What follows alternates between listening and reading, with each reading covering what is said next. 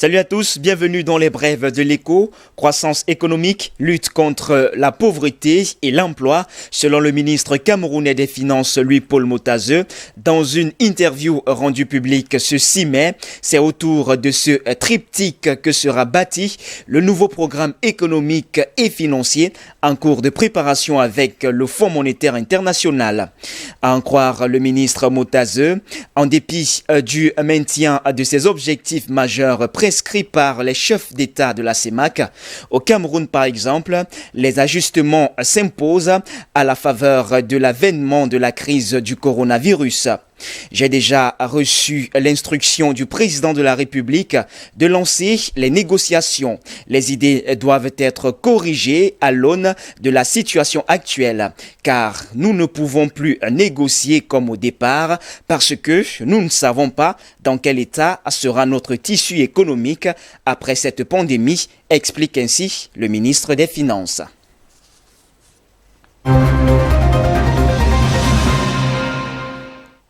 La direction de développement et de la coopération DDC de la Confédération suisse vient de publier une note qui renseigne sur l'état des lieux des relations économiques avec le Cameroun. En partenariat avec le ministère de l'économie, le secrétariat d'État à la coopération économique soutient les projets agricoles et d'énergie renouvelable sur le fonds de contre-valeur pour un montant de 5,6 milliards de francs CFA, indique la DDC.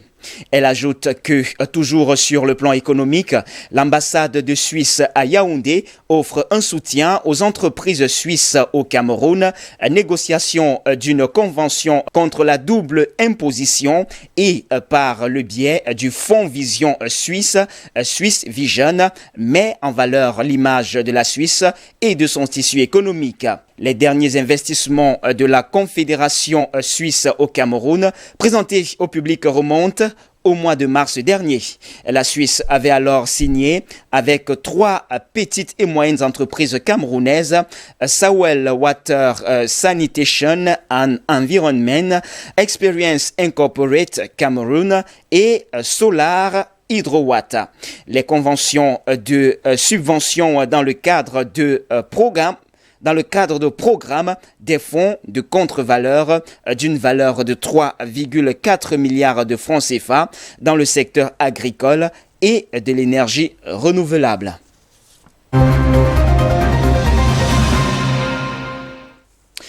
Comme toutes les autres compagnies aériennes, les avions du groupe franco-néerlandais sont cloués au sol depuis la mi-mars et la fermeture des frontières partout dans le monde pour éviter la propagation du coronavirus. Air France KLM est en pleine chute. Ses pertes ont plus que quintuplé au premier trimestre par rapport à la même période l'année dernière. Sa perte nette de 1,8 milliard d'euros au premier trimestre n'est que le début. Le groupe a perdu 35% de sa capacité en mars et prévoit un effondrement de 95% pour le deuxième trimestre et 80% pour le troisième trimestre. Une situation qui inquiète d'ailleurs les marchés. Le titre était en baisse de 3,70% ce jeudi matin à la Bourse de Paris. Air France, qui a mis ses employés en chômage partiel, devrait recevoir une aide de l'État de 7 milliards d'euros. Mais la compagnie prévoit une réduction de ses vols intérieurs qui aura un coût social de l'aveu du patron du groupe. Benjamin Smith doit se réunir prochainement avec les syndicats pour envisager les suppressions d'emplois sur la base de départs volontaires. La compagnie emploie 53 000 salariés, dont près de 19 000 ont plus de 50 ans.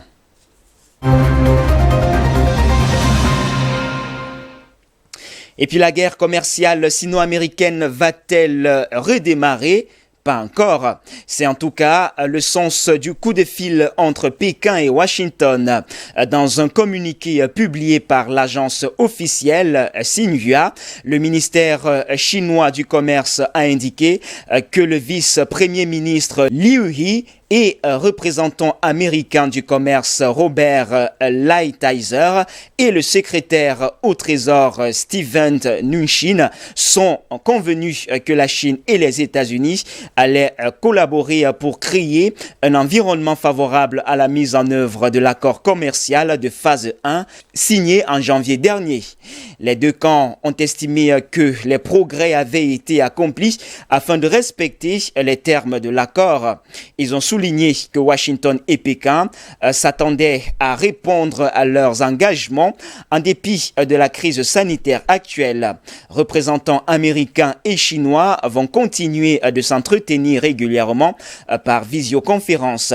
Rappelons que cette semaine, le président Donald Trump a menacé de déchirer l'accord avec la Chine si elle n'en respectait pas les termes, à savoir acheter pour 200 milliards de dollars de biens américains.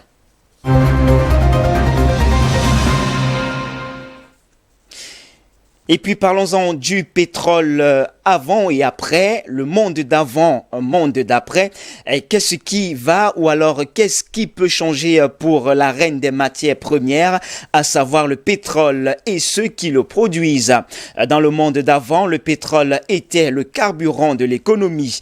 Dans le monde d'après, il risque fort de rester encore longtemps. C'est en tout cas le souhait des pays producteurs qui dépendent de l'or noir. C'est aussi celui des grandes compagnies pétrolières mondiales, les fameuses majors Aramco, Chevron, ExxonMobil, BP et Total, pour n'en citer que quelques-unes. Avant le confinement, le monde consommait 100 millions de barils par jour. Ce chiffre est tombé à 72 millions en avril dernier, selon le cabinet Rystad Energy. Résultat, les cours du pétrole se sont effondrés et les compagnies pétrolières ne font plus de bénéfices. Elles doivent baisser leur train de vie. Pour autant, prédisent les spécialistes, personne ne va mourir, hormis peut-être quelques petites compagnies texanes devenues non rentables. Car les majors sont essentiels à l'économie mondiale. Too big to fail, trop grosse pour tomber, ce qui n'empêche pas les pétroliers de réfléchir à leur avenir, c'est-à-dire à leur profit futur.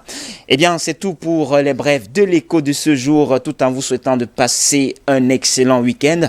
Mesdames, Mesdemoiselles et Messieurs, merci de nous avoir suivis. Les informations se poursuivent sur nos antennes d'IBS Télévision. Restez donc des nôtres naturellement.